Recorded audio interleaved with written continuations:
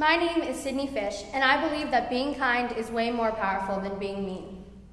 Can you think of a character from a movie or a book who has gained power by putting their peers down? From Harry Potter's Draco Malfoy to Regina George from Mean Girls, bullies are common in stories. But they don't only exist in books and movies.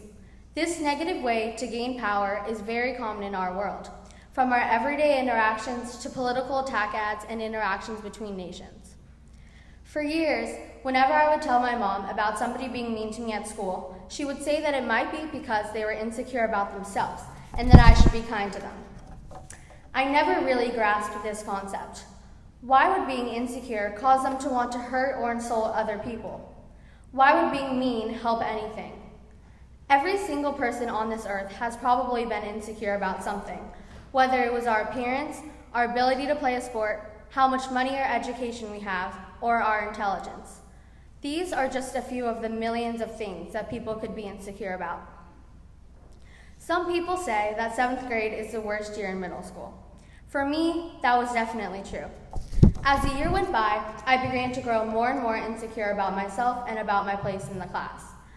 I was constantly telling myself I wasn't good enough, and this negative self-talk really took a toll on my self-esteem. I didn't feel like I fit in, and I was always worried about other people's opinions of me. I began to take everything personally. If someone didn't hear me when I was talking to them, I thought they were ignoring me.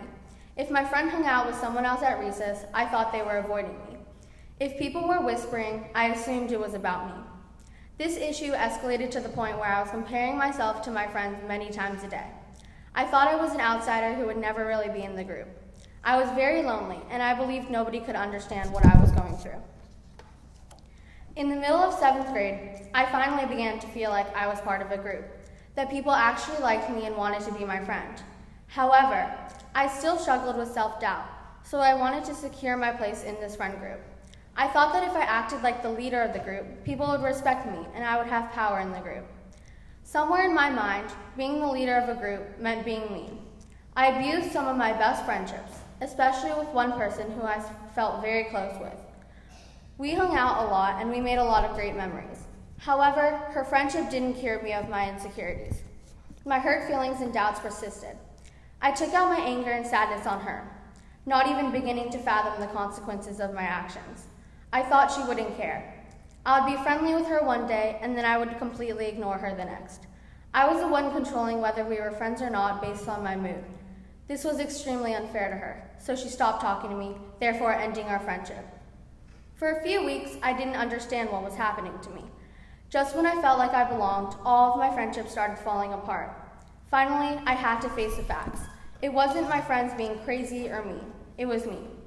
I was acting like the antagonist in the movies that put other people down to raise themselves up, dipping from other people's buckets to fill up their own.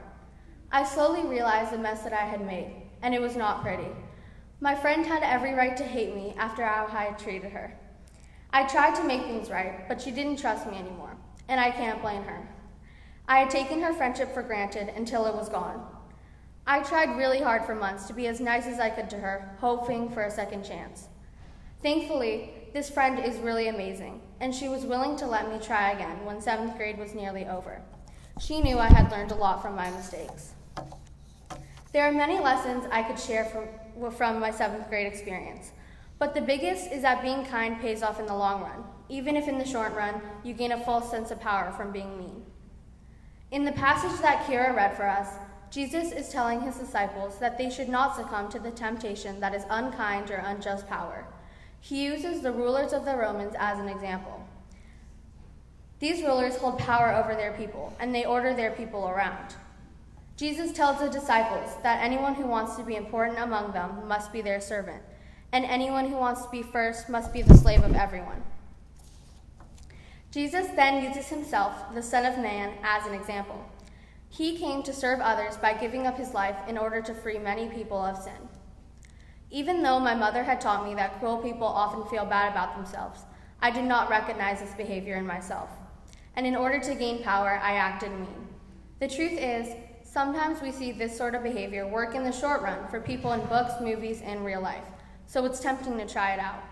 Maybe we are even hardwired to try to gain power and security in this way. But now I know that Jesus is right. To be the leader, you must serve other people and put them before yourself. And you know what? Doing that makes you feel really good about yourself.